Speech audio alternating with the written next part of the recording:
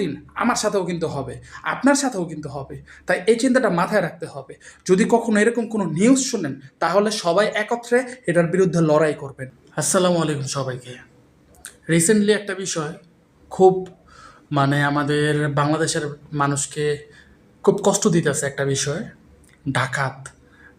ডাকাত আগে তো বিগত 2-3 মাস যাবৎ হচ্ছে, ডাকাতি হচ্ছে বিভিন্ন জায়গায় শহরের মাঝে। মিরপুর, মোহাম্মদপুরের নাম শুনলে তো মানুষ এখন খুব ভয় পায়।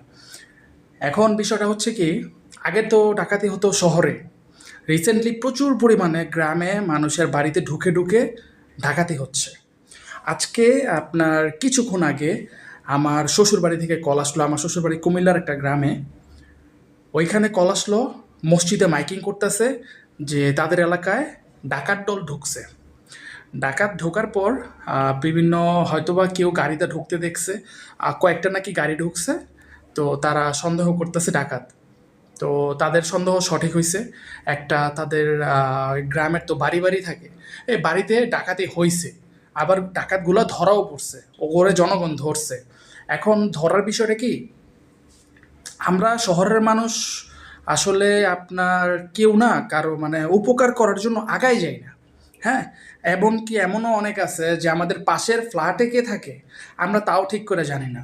কিন্তু গ্রামে কিন্তু বিষয়টা এরকম না। গ্রামের মানুষজন একজন আরেকজনের উপকারের জন্য খুব সচেতন। হ্যাঁ, যেমন আপনার কি আজকের বিষয়টা আমি যেটা বুঝলাম, যে এটা হওয়ার পর এলাকার সবাই বের হয়েছে, যার ঘরে যা ছিল। আমার কাছে একটা ছবিও আসছে, আপনার ক্লাস 9-এর একটা ছেলে, ওর হাতে পর্যন্ত মনে করেন যে আমাদের দেশি অস্ত্র। হ্যাঁ, নেয়া সবাই একসাথে এলাকার মধ্যে ঘুরতেছে, বিভিন্ন বাড়ি মহড়া দিতেছে, যাতে কোনো ডাকাত আইসা বা কোনো ডাকাত দল আইসা তাদের যাতে কোনো ক্ষতি করতে না পারে। তো এটা গ্রামের একটা সুন্দর একটা বিষয়, আপনার যে কোনো একটা বিপদ আসলে সবাই একসাথে ওইটারে হ্যান্ডেল করে। ঠিক আছে। আর আমাদের শহরের মধ্যে কি, ধরেন একটা মানুষ বিপদে পড়ছে, কেউ ধরেন আপনার মারামারি করতেছে, মারতেছে, তো মারার মধ্যে ওই মানুষটারে আমরা কি চিন্তা করি, যে এটা তারটা তার ব্যাপার, আমি গেলে আমি বিপদে পড়বো, আমি বিপদে পড়লে আমার পরিবারটাও বিপদে পড়বে। হ্যাঁ, কথা ঠিক আছে, কিন্তু এখানে বিষয়টা হচ্ছে আপনার যে গ্রামে এই জিনিসটা না হয় না। তারা চিন্তা করে তার বিপদ আমার বিপদ, আজকে তার সাথে হইতাছে কালকে আমার সাথে হইব, এই চিন্তাটা তারা আগে করে।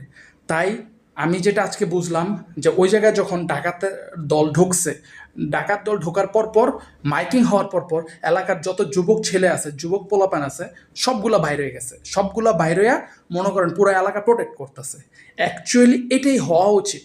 হ্যাঁ, নয়তো মনে করেন যে ওদেরকে, এই যে আমরা চিন্তা করি যে পুলিশ আছে, র্যাব আছে, সেনাবাহিনী আছে, আমাদের দেখা রাখবো, অ্যাকচুয়ালি এটা ভুল।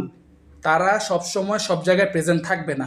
আর তারা যে জায়গায় থাকবে, ডাকাত দল তো ওখানে ডাকাতি করতে আসবে না রে ভাই, তাই না?